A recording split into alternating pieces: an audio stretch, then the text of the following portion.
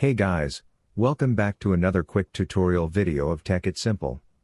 In this video, I'm going to show you how you can export contacts from your Outlook. So, without any further ado, let's dive right into this exciting video. In order to do that, just simply open your Outlook application first. Now, after opening the Outlook application, you just simply have to go to the People option here. After going to the People option, you will see all of your contacts here. Now, you just simply have to click on the Manage Contacts option, and from there, click on Export Contacts. Now, select all the contacts in order to export them into here, and click on this Export button.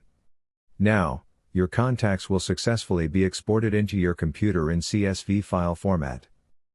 By following these very easy steps, you can easily export your contacts from your Outlook.